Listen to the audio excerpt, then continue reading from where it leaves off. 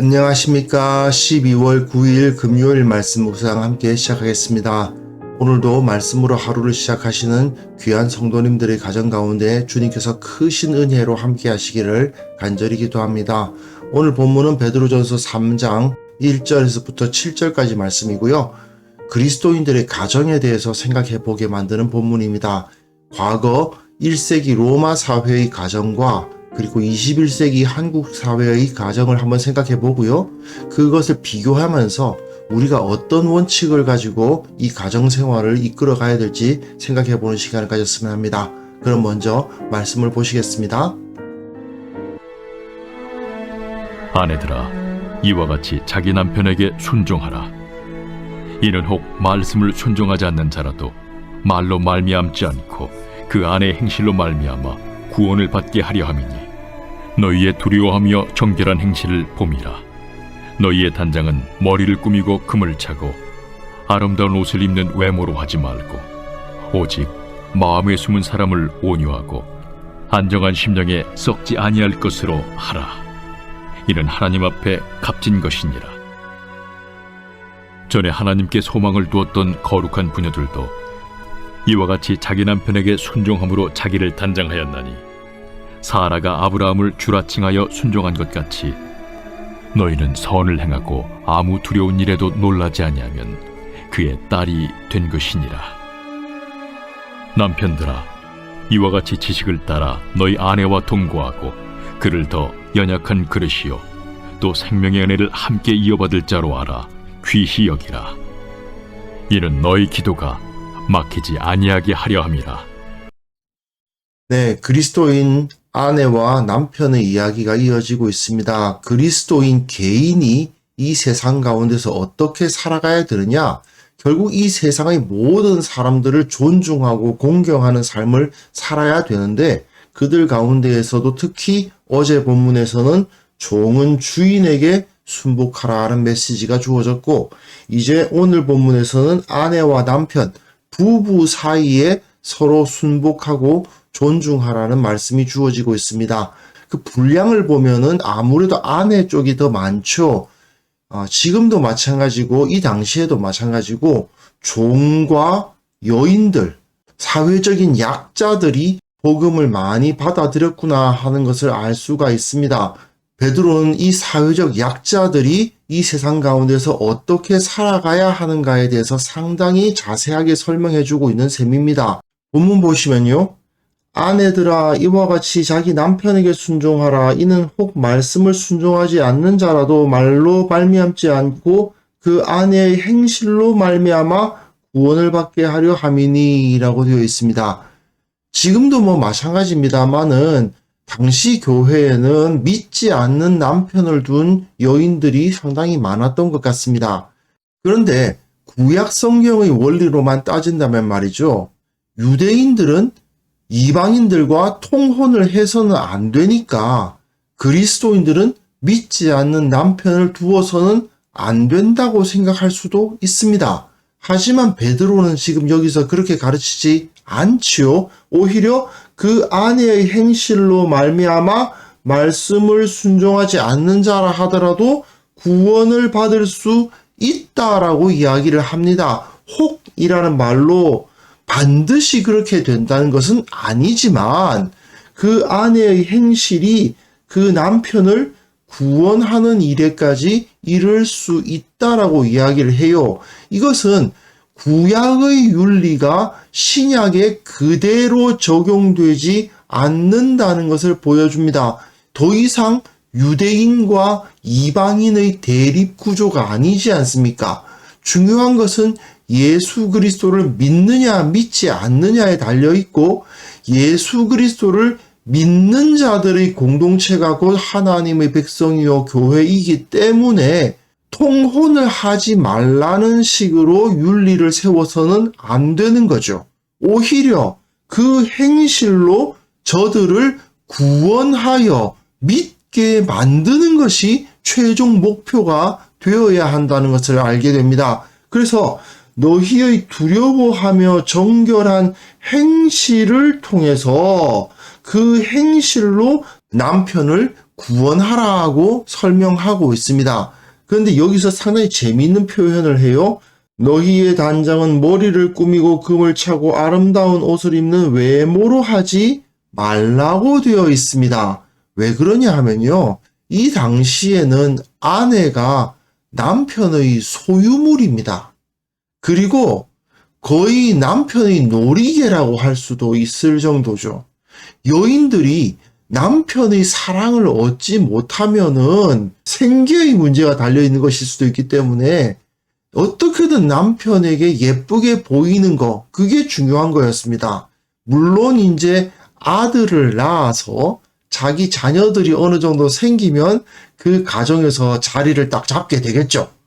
하지만 그 이전에는 아들을 낳아서 거기서 어머니로서의 위치를 확보하기 이전에는 이 남편으로부터 사랑을 받지 못하면 굉장히 위험해질 수도 있는 거예요.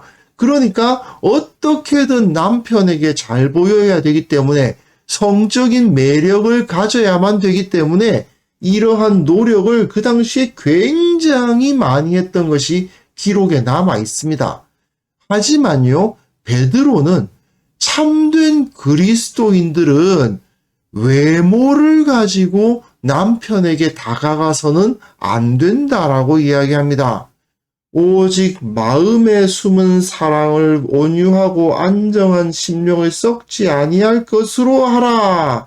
그 심령이 중요하다는 것이죠. 이 당시 대부분의 여인들이 그다지 교육을 많이 받은 것도 아니고 하다 보니까 그저 남편에게 사랑받는 거, 그것만 바라보고 있거든요. 그런데 베드로는 교회에서 그들에게 복음을 알게 하고 말씀으로 양육함으로 말미암아 그 마음속에 온유와 안정한 심령을 썩지 아니할 것, 진리를 가지고 참된 그 내면의 아름다움으로 남편에게 나아가라고 가르치고 있죠. 그래서 하나님 앞에 값진 것이 무엇이냐? 남편에게 외모로, 성적인 매력으로 자기 존재감을 드러내려고 하는 어리석은 모습을 갖지 말고 너희들도 결국은 인간으로서의 인권을 가지고 있고 존엄성을 가지고 있다. 이 당시 여인들이 거의 인간으로서의 존엄성 같은 것은 인정받지 못했던 시절 아닙니까? 그런데 베드로는 너희는 이제 그리스도를 알고 진리 위에 세워져 있기 때문에 남편을 대할 때에도 인간 대 인간으로 그 마음을 감화할 수 있는 존재로서 서서 그를 구원하는 데까지 이끌 수 있어야 한다라고 설명을 하는 거죠.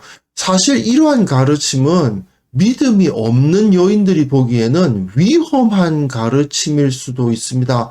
그러다가 내가 외모가 안 예뻐서 남편이 날 내치면 어떡하나, 이런 두려움을 가질 만한 가르침이에요. 하지만 베드로는 두려워하지 말라고 가르칩니다. 그러면서 누구의 예를 드느냐 하면 사라의 예를 들어요. 사라가 아브라함을 주라 청하며 순종한 것 같이 너희는 선을 행하고 아무 두려운 일에도 놀라지 말라. 두려운 일이 생겨도 놀라지 말라는 거죠. 하나님께 소망을 두었던 거룩한 부녀들이 이와 같이 자기 남편에게 순종함으로 자기 남편에게 이와 같이 진리 안에서 남편에게 순종함으로 자기를 단장하였다. 외모를 단장해서 남편에게 그 매력을 어필하는 것이 아니고 하나님께 소망을 둔 그 진리 가운데 선 그 인격과 인품으로 남편에게 나아갔다는 겁니다. 자, 사라는요, 아들이 없었죠. 이때가 언제냐 하면 아브라함을 주라 칭할 때가 언제냐? 사라가 속으로 웃고 이르되 내가 노쇠하였고 내 주인도 늙었으니 내게 무슨 즐거움이 있으리요?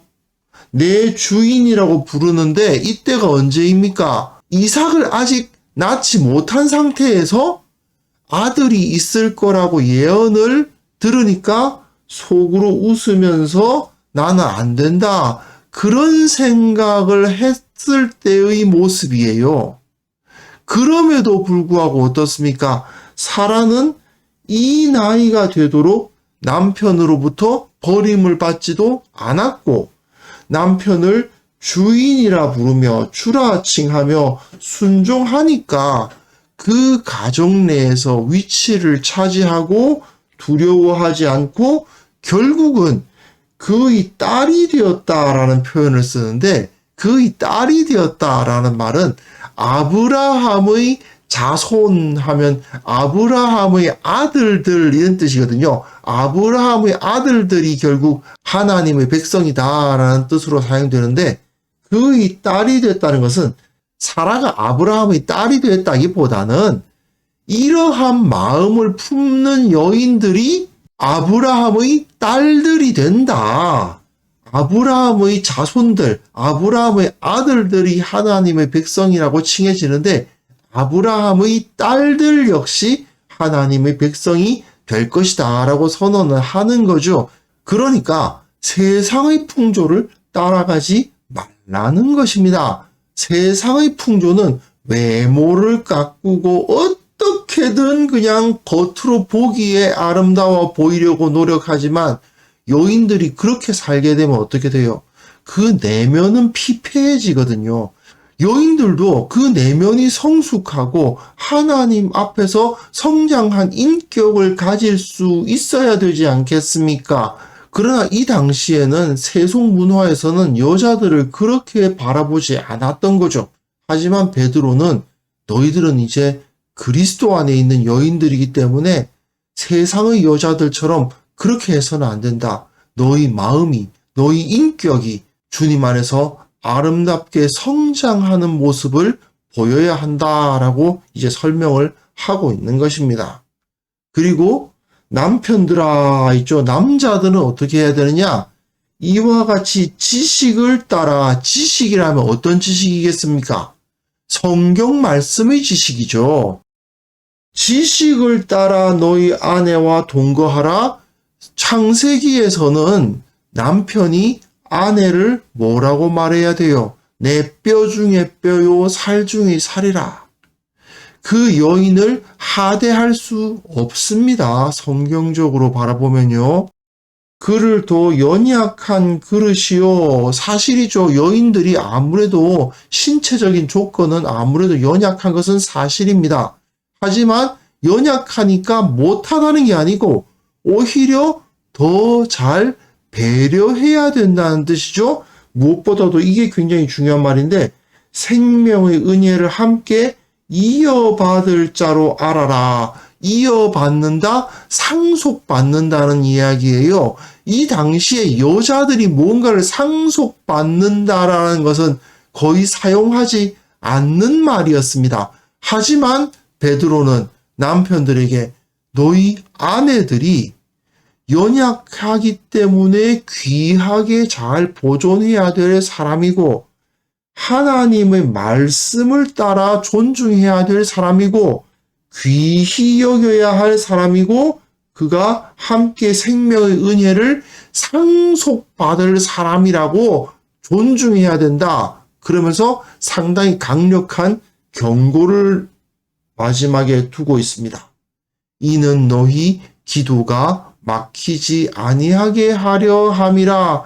기도가 막힌다라는 말은 무슨 뜻이냐면 하나님이 너희의 간구를 들어주시지 않는다 그 말이죠.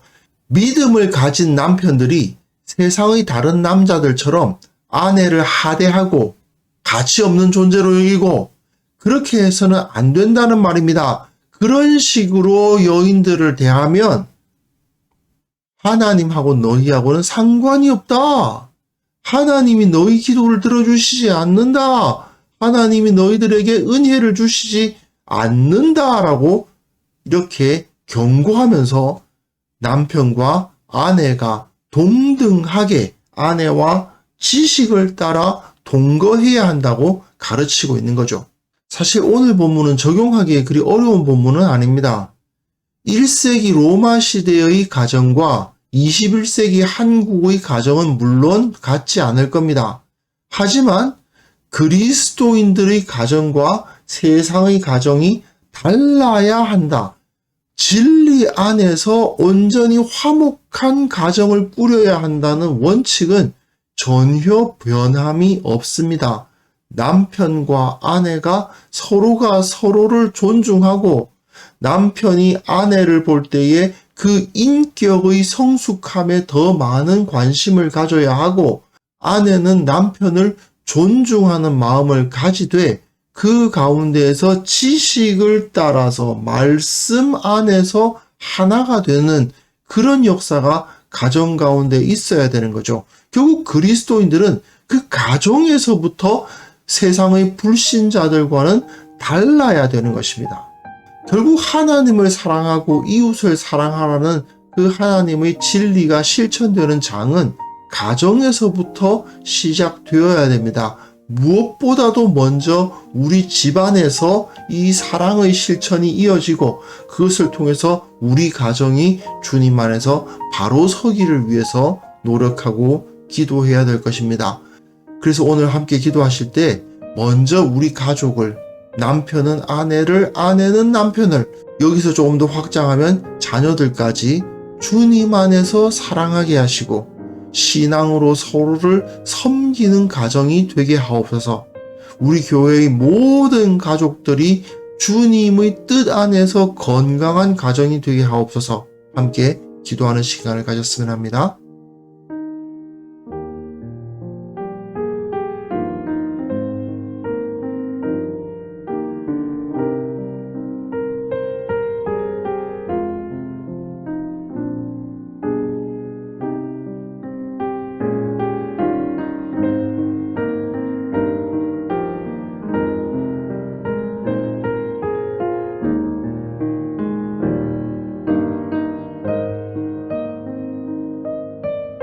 거룩하신 하나님 아버지, 가정을 허락하여 주심에 인하여 감사합니다.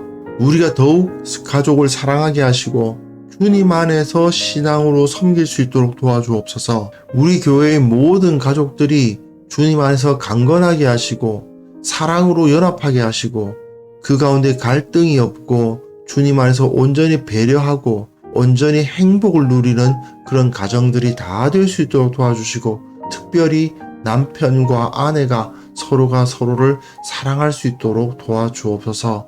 주님, 그리스도인들의 가정들을 위해서 축복합니다. 저들이 세상의 수많은 사람들 앞에서 모범이 되어야 되겠습니다. 세상 사람들은 그 가정이 깨어지고 위기를 겪는 경우가 많지만 그리스도인들은 주님 안에서 온전히 하나가 되는 모습을 보이게 하시고 과연 남편과 아내가 어떻게 사랑해야 되는가를 보여주는 모범으로서 이 땅의 모든 그리스도인들의 가정이 세워질 수 있도록 도와주옵소서. 아버지, 오늘도 먼저 가정에서 그 사랑을 실천하고 또한 그 사랑이 번져서 이웃에게로, 우리 직장에게로, 또한 만나는 모든 사람들에게 퍼져나갈 수 있기를 원합니다. 세상을 치유하는 자들이 되게 하시고 하나님을 바라보게 하는 자들이 되게 하시고 무엇보다도 주님의 영광이 우리의 삶을 통해서, 행동을 통해서, 말을 통해서 나타나게 하옵소서. 주님께서 오늘도 우리와 함께하여 주실 것을 믿사오며 예수님의 이름으로 기도합니다. 아멘.